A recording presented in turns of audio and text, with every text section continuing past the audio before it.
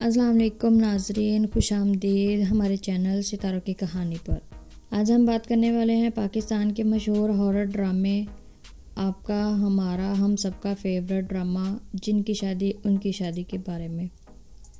ناظرین، جن کی شادی ان کی شادی میں اب ایک نیا موڑ آتا ہے، جہاں علی گھر چھوڑ کے چلا جاتا ہے اور خوشی بھی اس کے ساتھ ہی چلی جاتی ہے۔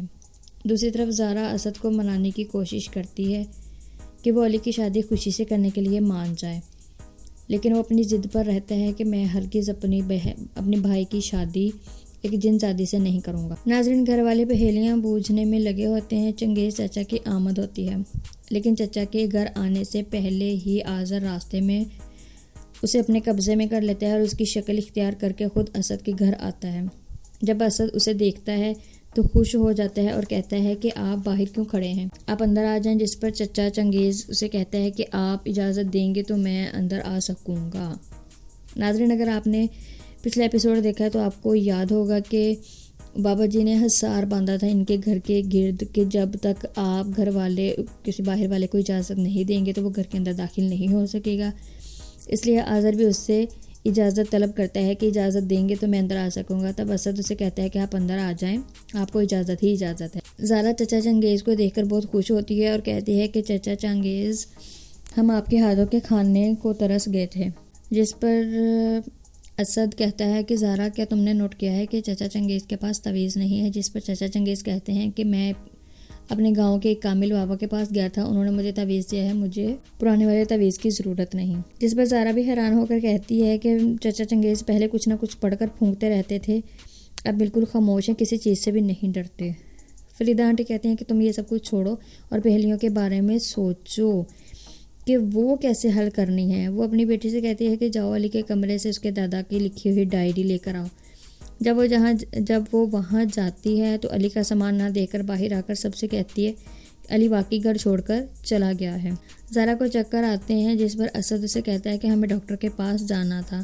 اس وقت چچا کو پتہ چلتا ہے کہ زارا امید سے ہے تو اسد کہتا ہے کہ میں آپ کو بتانا بھول گیا ہوں، جس پر چچا کہتا ہے کہ مجھے اس وقت کا بے صبری سے انتظار ہے۔ تو ناظرین، اس وقت وہ چچا نہیں، وہ آذر ہوتا ہے اس کے اندر، اور وہ کہتا ہے کہ مجھے اس وقت کا بے صبری سے انتظار ہے کہ آنے والی نسل کو میں تباہ کر دوں گا۔ ناظرین، یہاں ایک ٹویسٹ آتا ہے کہ فریدہ آنٹی نادیہ کی ماں آذر سے ملی ہوتی ہے اور وہ اسے کہتا ہے کہ تم نے میرا ایک کام کرنا ہے، اسد اور زارا کے گلے سے تعویذ اترواؤ، جس پر اس کی ماں انکار کر دیتی ہے کہ میں ایسا ہرگز نہیں کروں گی۔ جس پر آذر کو بہت غصہ آتا ہے۔ اس کی ماں کہتی ہے کہ ہماری ڈیل ہوئی تھی کہ میں تمہیں ہتھیار لا کر دوں گی اور تم میرا داماد، اس کے علاوہ کوئی بات نہیں ہوئی تھی، اس لیے میں تمہارا یہ کام نہیں کروں گی، جس کی وجہ سے آذر غصے میں آ کر اس کی ماں پر قبضہ کر لیتا ہے۔ نادیہ رات کو سب سے چھپ کر علی کے کمرے میں جا کر وہ ڈبہ ڈھونڈنے کی کوشش کرتی ہے جس سے انہوں نے تیسری پہیلی حل کی تھی، اسے وہ ڈبہ مل جاتا ہے۔ نادیہ اپنی ماں کو جاگتا دیکھ کر کہتی ہے کہ آپ ابھی تک سوئی کیوں نہیں؟ کیا سن رہی ہیں میں کیا کہہ رہی ہوں آپ کو؟ جب اسے پتہ چلتا ہے کہ وہ اس کی ماں نہیں آذر ہے تو وہ ڈر جاتی ہے اور اسے کہتی ہے کہ تم نے میری ماں پر قبضہ کیوں کر لیا ہے؟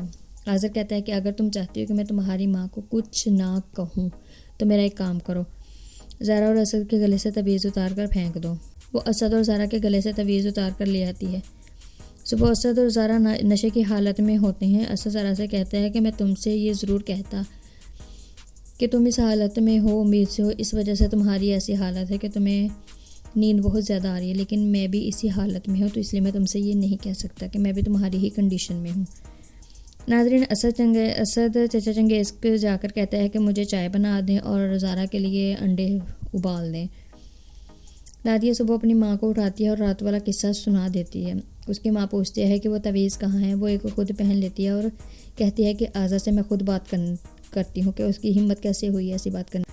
وہ آذر سے جھگڑا کرتی ہے کہ تمہاری اتنی ہمت کہ تم میری بیٹی کو دھمکی دیتے ہو، جس پر آذر کہتا ہے کہ تعویذ پہن کر کافی ہمت آ گئی ہے تمہیں، تیور ہی بدل گئے ہیں تمہارے تو۔